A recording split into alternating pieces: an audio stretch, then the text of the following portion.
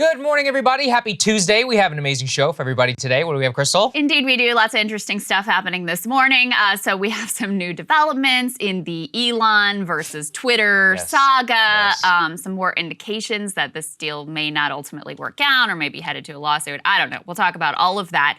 Also, some new revelations about exactly when the administration knew that the baby formula crisis was a thing, how long they waited to act, and some new data about just how devastating it's been for families to have that child tax credit pulled. You guys will remember that was passed as part of the COVID relief plan, but Democrats only put it in place for a year because they wanted to sort of play games with the budget. They thought it'd be a good midterm issue. They thought for sure we'd be able to reauthorize that. Well, that didn't happen, and it's been absolutely devastating for families. We also have some new numbers. This relates to everyone who lives in a home or would like to live in a home. Rents at trailer parks are skyrocketing. That is pushing a lot of people out of some of our most affordable housing stock. So it just shows you how across the entire spectrum of available housing, people are getting squeezed and ultimately pushed out onto the streets. We also have some new details of retaliation from Starbucks. They are closing a store that just recently unionized. The union itself has something to say about that. And we have to tell you about WAPO in disarray. Yes. We got a couple stories here. Saagar's going to go into, in his monologue, the whole saga with them suspending Dave Weigel over the retweet of a dumb joke. He didn't even write the joke himself, right? This is the dumbest thing I've ever had to investigate, go deep on. I did it all for you, for everybody. No, it'll be enjoyable. I'm looking forward to it. It's complete insanity. But there's another Washington Post story, too, that we didn't want to let escape your notice or our notice, which is, the whole Amber Heard Johnny Depp trial. This all revolved around this op-ed that the Washington Post ran, which a jury has now found to be defamatory of Johnny Depp, and the Washington Post has nothing to say about it. So talk about that. We also have David Dan in studio. Very lucky to have him on our side of the country today, breaking down some moves with using the Defense Production Act and lifting tariffs on solar panels is actually very controversial and kind of a left-right thing going on there. But we wanted to start with Elon Musk. Yeah, that's right. Okay, so Elon, it does not look like this may happen at this point, and there's a lot of speculation exactly as to why. So let's go ahead and put this up there on the screen, which is Elon is now asserting his right to not buy Twitter if he would like to. Elon Musk, quote, has a right not to consummate his acquisition of Twitter and a, quote, right to terminate the merger agreement according to a letter from his lawyers sent to Twitter's general counsel Vijay Agade on Monday morning. And this was filed actually within the SEC. So the core of the allegation is that Musk believes that Twitter misled him, misled its investors, Wall Street, and others as to whether more than 5% of its accounts were spam or fake or not. While Elon is now contending that it is very likely that it is more than 5%. However, Twitter is saying in its latest filings that they still continue to estimate based on their methodology of a 5% fake bots or account number. Now, here's the thing. It's all complete technicality. We went over in the past Parag Agarwal, and he did that 35 tweet storm about spam. I think what's most likely happening here is that, look, Elon was relying on the vast majority of his net worth, which was tied up in Tesla stock. And the fact of the matter is that the Tesla stock is worth a lot less today than it was at the time whenever he went into this deal. And it's not just Tesla, it's the entire stock market is down some 15% So as a result, he just simply has a lot less underlying asset to borrow cash on top of. And even though he has gone to different Silicon Valley investors and others who are agreeing to put $100 million here, $400 million here, he still paid almost $44 billion for this thing. So there's two things that could be happening here. Number one, he actually wants out completely because it could be putting his Tesla stock in jeopardy and he just simply doesn't have that much access to capital. Or he worries that given the recession, which he believes is coming, because we know that he's cutting 10% of Tesla's staff based upon what he thinks is a possible, turn in the economy, that it's not going to be possible to make up the ambitious revenue targets. But regardless, Krystal, the deal is in trouble right now. Yeah. As currently constituted. Yeah. I mean, there's two possibilities. One, he's using this as negotiating leverage because, there's just no doubt that he dramatically overpaid for the asset at this point. His offer is $54.20 per share for Twitter. Well, on Monday, Twitter shares were trading down below $39. So one possibility here is he's trying to use this as negotiating leverage to go back to the table and get a better deal. The other possibility, which you lay out and which I at this point think is more likely, is that he wants out of this thing entirely, because not only is he overpaying on the one side for Twitter, given where their share price is now, but he also has much, much less cash available to him and financing available to him when he originally was contemplating this deal. As you said, I mean, Tesla, so they went on this massive hiring spree, adding 45% to their workforce. Now he's slashing that back a year later, 10%. So he clearly is not in the financial position he was previously. Not to mention, I mean, Elon has a long track record, which people have entire websites dedicated to tracking, of making grandiose promises and then completely failing to deliver. I mean, this is not to take anything away from him. SpaceX, Tesla, these are real things and they're real innovations. But, remember when he was going to get those boys that were trapped in the cave? Yeah, I mean, there's all kinds of things like this where he says something big and wild that's going to happen. Brain implants was another one. And then ultimately, it all sort of falls apart. So I think one thing we can say for sure here is that it is looking much less likely that Elon Musk is going to be the great free speech savior that some people were hoping that he was ultimately going to be.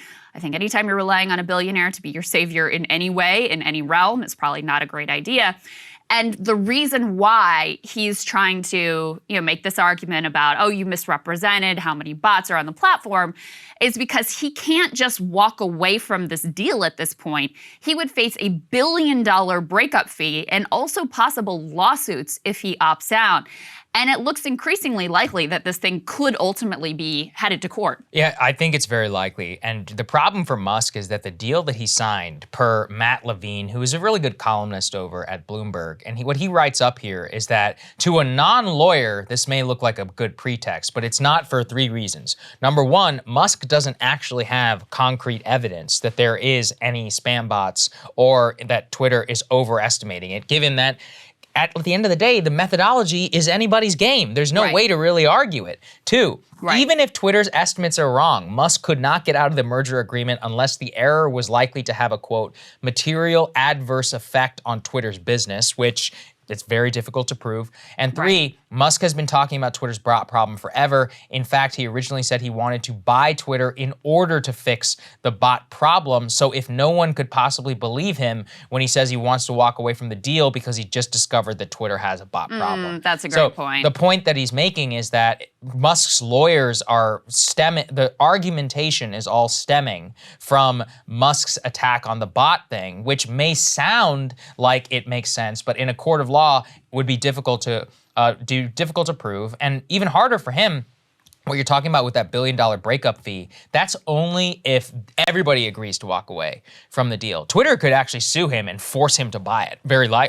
It's very within the realm of possibility, especially given that their share price is down. They've, at this point, been through 8 weeks almost of complete turmoil. So at this point, their company is on the rocks. They have people who are departing the company. So they've been through complete chaos. And, I'm sure their own workforce is in a lot of consternation. They quite literally could force him to buy it, or they could at least try. Regardless, it could be headed to the court and it could be there for a long, long period of time. But I don't see Twitter actually having accepted and signed the deal, just walking away from it with nothing, even just $1 billion. It just seems unlikely. Yeah, because now at this point, this looks like a great deal for them from a financial perspective. Quite a bit it's way better than where their share price is at. Yeah, exactly. And so I think when you put that together, also here's another one that Elon has been saying. Let's put this up there on the screen. This YouTuber, Meet Kevin, he put this out. Some say Elon has to buy Twitter as is with bots because he waived his right to due diligence. He points to Section 1005B. Twitter can be liable for omissions or misleading material facts. Waiving due diligence does not mean you have to accept a fraudulent disclosure, which is understated bots. He replied to that and just said, correct. So that's Elon's side of the story. Right, that's Elon, again, the side of the story. Twitter has a reaction to all of this. Let's put this up there, which is that they say Twitter has and will continue to cooperatively share information with Mr. Musk to consummate the transaction in accordance with the terms of the merger agreement. We believe this agreement is in the best interest of all shareholders. We intend to close the transaction and enforce the merger agreement at the agreed price and terms. So really, I think just putting things, what I I alluded to, which is that given how much Elon agreed to pay for it, they are going to try and get every scrap and every penny that they were promised. And Musk could be in a precarious situation. He did, at the end of the day, sign the deal. Yes, he has good lawyers, but from what I have read, a lot of guys, people who are familiar with mergers and acquisitions law and more, do not see a very easy way out for him on this transaction so far, which is, look, that would be a serious hit to his net worth. It could be a problem for Tesla because he might be forced to sell a number of stock, which could then tank his own company. SpaceX, he also has a private holdings on that, so he might be forced to sell something like, I mean, he'll be fine at the end of the day. It definitely has access to the cash, but it won't necessarily he's cause okay. problems. It won't necessarily not cause problems, and if he is forced to do it, and then he has to run it, and then he owns it. So there's that too. Well, there is that too. Yeah. And of course, a person who is watching this with great interest is former President Trump. Oh yes. Who not He's only been tweeting about it. Yeah, I mean he's got kind of interest on both sides of this thing, because on the one hand, if Elon actually takes over Twitter, very likely that Trump is allowed back on the platform. Elon's already said all but as much. On the other hand, of course, his personal investment and finances are wrapped up in Truth Social, which if he's allowed back on Twitter, and Elon is the head of Twitter, and people who are, in the sort of right-leaning Trump pro-Elon Musk camp are comfortable back on Twitter again, that is a major hit for his financial interest in terms of Truth Social. So he's got sort of a balancing act here on both sides. My personal guess is that he's most interested in his money in his bank account. Last night he tweeted, quote, "Truth is hot, Twitter is not." Hot, capitalized. He also put hot in quotation marks. Did you say he tweeted? He truthed. Or he truthed it, I'm sorry. That, which is really hard to say, actually. I do have to say. For someone who's such a good brand, so good at branding, he really dropped the ball on this Garbage name, retruthing. Also, maybe I'm just, I don't know, but doesn't it seem weird that you can basically copy the entire functionality of another website, rip it almost entirely, and then change the words only slightly from tweet to truth, and then just call it different IP. Look, maybe it should be that way legally, but that just doesn't seem right to me, that you can just straight up I mean, every single one of these Twitter alternatives, none of them have actually improved functionality on the platform. They just faked it. And put like gabbed it or, parlored it. Which is why they're not, I don't get it. Why they're not successful. Yeah. I mean, because ultimately the platforms that have been new and been successful, we talk about Substack as an example, where they created something, brand new in the marketplace that didn't exist, that solved a need outside of just their sort of like ideological positioning in the free speech space. Right. So, in any case, it has major implications. What happens here is why we keep covering it. Not only is it like an interesting drama and saga of one of our world's foremost billionaires, but it also has a lot of implications in terms of our own politics and how the next presidential election is going to play out. For Trump, I continue to maintain overall, I think him being off of Twitter has been probably good for him. I think it has helped to, erase some of the memories of how terrible he was. You were the first person to make that point. However, I do also think that it has lessened his grip on his hardcore fans. Yeah. And I think it's made it easier, like, for example, what played out in Georgia with Brian Kemp able to not only win, but dominate in the Republican primary in spite of Trump being vehemently on the other side. I think not having him sort of asserting his view and asserting his control within the press and frankly triggering the media was his greatest skill and one of the things people like the most about him. Taking that away from him has been good on one hand for mass appeal, and I think bad for him in terms of his like tight hold on his base, which is kind of a source of power ultimately. Oh, absolutely. Yeah. I mean, it's difficult to say. But I do think that what it has done is that removing him off of Twitter has made him more palatable to the general public, but has left people who loved his tweets and the base and all that a little bit more up to the whims of whoever his successors happen to be. So that all became very balkanized, whether they're on Fox or whether they're following some other weird MAGA idiot on Twitter. That basically follows people down paths and makes it so that he doesn't have the direct kind of command that he used to. And at the end of the day, I mean, let's be honest, I mean, most of these people are still not joining Truth. You could have millions of people sign up for Truth Social. It would still not be what the actual Trump base at one point really was. So look, that's just the power of network effects. Yeah, and some of us just miss the great content. Sometimes. Occasionally. Horseface, I will always, I just be like, I can't believe this is real. I can't believe you actually said that. Or yeah, Mika having a whatever, we don't have to go down that. Memories. Cable news is ripping us apart, dividing the country, making it impossible to function as a society, and making it impossible to know just what is true and what is false. But the good news is they are failing and they know it. That is why we're building something new, a new mainstream, a healthier one, something more trustworthy, something that we are going to need in one of the most pivotal times in American history. We are building up here for the midterms, for the upcoming presidential election, but we need your help. So if you can help us out by becoming a premium member today at breakingpoints.com, we're trying to change America for the better and the entire world. So what are you waiting for, guys? Go to breakingpoints.com and sign up and help us build a new mainstream.